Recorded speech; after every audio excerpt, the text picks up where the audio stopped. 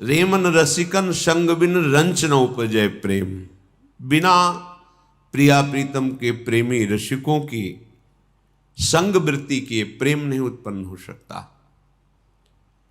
यदि आप कहीं भी अपराध करेंगे तो जिन रसिक का संग करते हैं उन्हीं से आपका दोष दर्शन बन करके वहां से कनेक्शन कट जाएगा, संबंध कट जाएगा।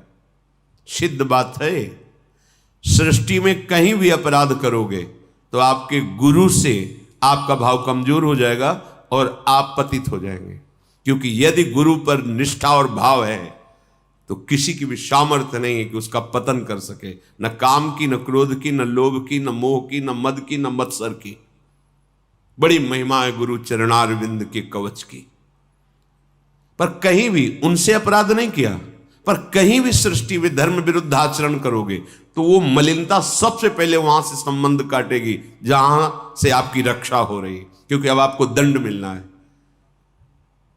चाहे जितना गुरुदेव अनुकूल हो और आप किसी भी जीव से द्रोह कर लें, वहीं आपको दोष दर्शन होगा और वहीं आप कई तरह के दोष प्रकट हो जाएंगे, अश्रद्धा हो जाएगी।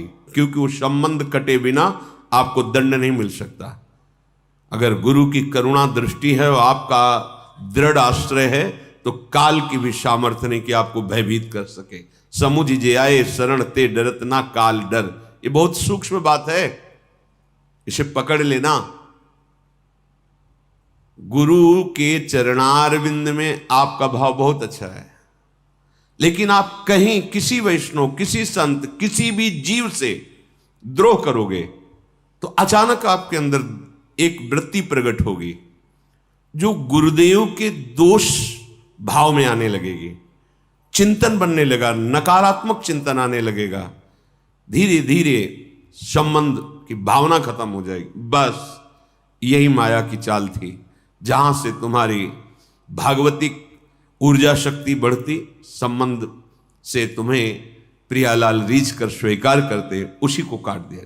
डरते रहो, कहीं कोई अपराध न, गुरु अपराध की तो बात जाने दो, कहीं किसी से अपराध न बन जाए।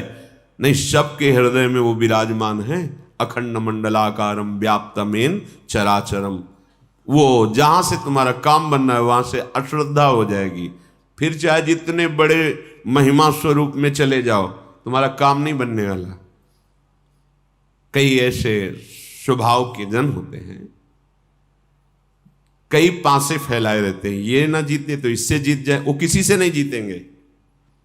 ये मार्ग है मन वचन कर्म से स्वीकृति।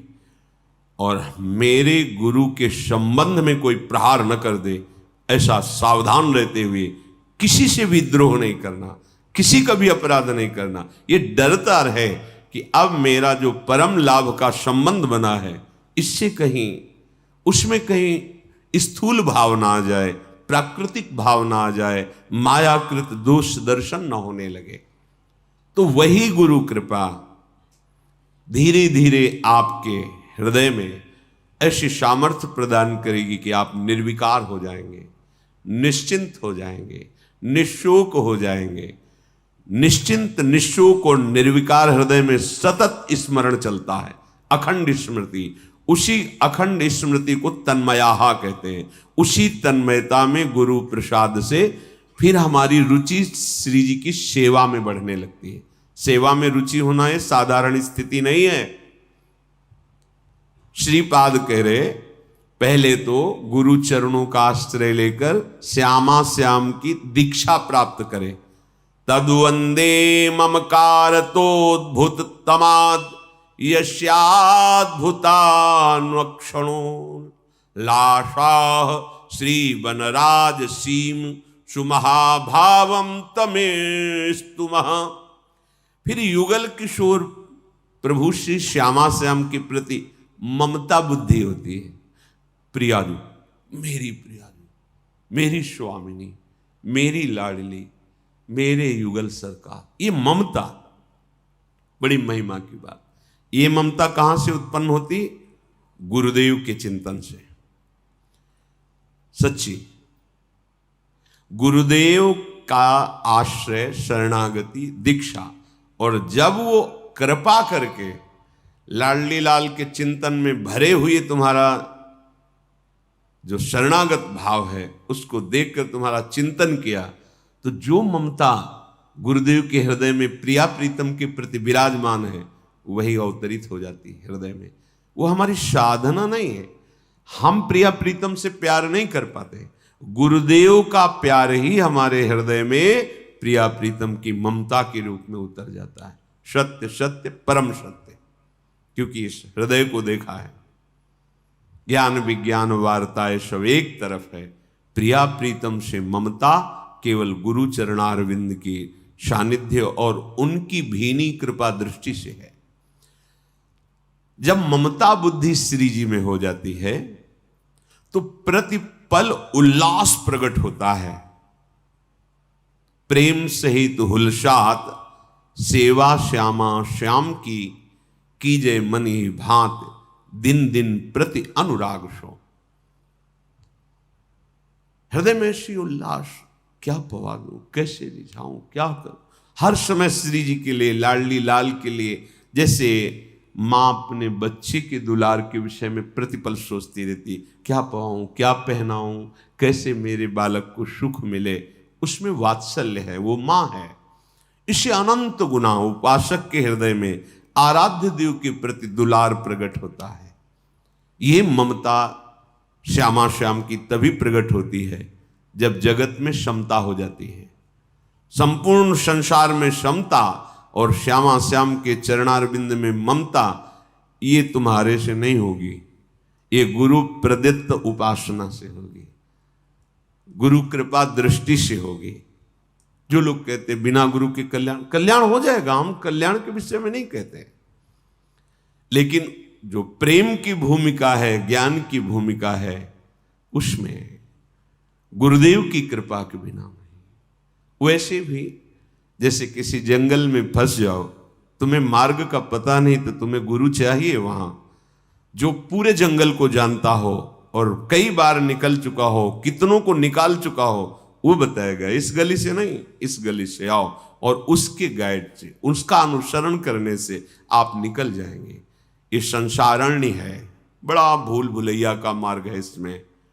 कल एक उपासक कह रहे थे, इतने प्रवचन सुने हैं, इतने शास्त्र पढ़े हैं कि हमारा दिमाग बोझा बन गया है, कहीं रति नहीं हो रही, कहीं भजन नहीं बन रहा, फंस गया, भूल भुलैया में फंस गया। अगर गुरुदेव का वर्ण करके उनके अनुसार उपासना में लगा होता तो ये प्रश्न नहीं उठता।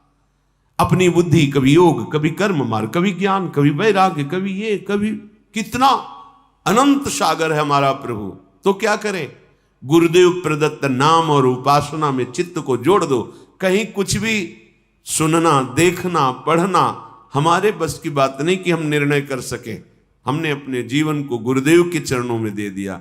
सुनेंगे, बैठेंगे, चलेंगे वही जो गुरुदेव ने आदेश किया है, उपासना मार्ग, बस कोई संशय ही नहीं। तो श्री श्यामा श्याम में प्रतिक्षण ममता बढ़ती रहती है। यही ममता आपके हृदय में निज रूपाद्यंतरेणांतरेपि निज रूप को प्रकाशित कर देती है। यह हमारा निज रूप नहीं, ये पर रूप है, पांच भौतिक शरीर प्रकृति जन्य है। यही तो भ्रम पैदा हो गया कि ये मैं हूं, और ऐसा भ्रम पैदा हो गया है कि स्वप्न में भी ये स्वीकार नहीं हो सकता कि मैं नहीं हूं। इसी भ्रम को गुरु कृपा नष्ट करती है। गुरु प्रसन्न साहब अनुकूला मिटी शकल कल्पित भय। ये जो भ्रमात्मक कल्पनात्मक हमारे अंदर बैठ गया था सुख दुख का भाव, गुरु कृपा से नष्ट हो गया, निहाल हो जाता है गुरु कृपा से। बस बात माननी है, स्वीकार करनी है। तो कह रहे श्रीधाम वृंदावन का आश्रय और प्रिया प्रीतम के चरणों की शरणागति रूपी दीक्षा लेकर गुरु प्रदत्त उपासना से प्रिया प्रीतम में ममता और संसार में समता प्राप्त हो जाती है। जीव ही प्रिया प्रीतम में ममता प्रतिक्षण वर्धमान होती हो, प्रीति का स्वरूप है प्रतिक्षण वर्धमानम। इतना सूक्ष्म है कि समझ में ही नहीं आता उपासक को कि हमारे हृदय में प्रेम बढ़ रहा है, तभी वो दैन्य रहता है, नहीं तो अहम हो जाए। अहम हो जाए तो फिर प्रेम नहीं है वो। सूक्ष्मतरम प्रेम का स्वरूप है। वो ऐसी ममता प्रगाढ़ होती है, निस दिन मिले ही रहे मनो कबहु मिले ना। बड़ी प्रगाढ़ ममता, प्रेम का बड़ा विचित्र स्वरूप प्रकट होता है उपासक के हृदय में। अरबरात मिलवे को निस दिन, और निस दिन मिले ही रहे मनो कबहु मिले ना। इसलिए उसे कभी ऐसा अनुभव ही नहीं होता कि मेरे हृदय में प्रेम है, मैं बहुत अच्छा भजन करने, कभी नहीं। जब कभी ऐसा चिंतन आएगा तो बस यही आएगा कि जैसा भजन होना चाहिए वैसा भजन नहीं हो पा रहा, जैसा सेवा करके स्वामिनी को सुख पहुंचाना चाहिए नहीं, कैसे आएगा, मुझ अधम में कैसे वो वृत्ति आएगी। बढ़ता जा रहा है प्रेम, वैसे ही उसके अंदर प्रेम की भूख बढ़ती जा रही, दैन्यता बढ़ती जा रही, कहीं अहम छू नहीं गया। ये गुरु कृपा पात्र का लक्षण है।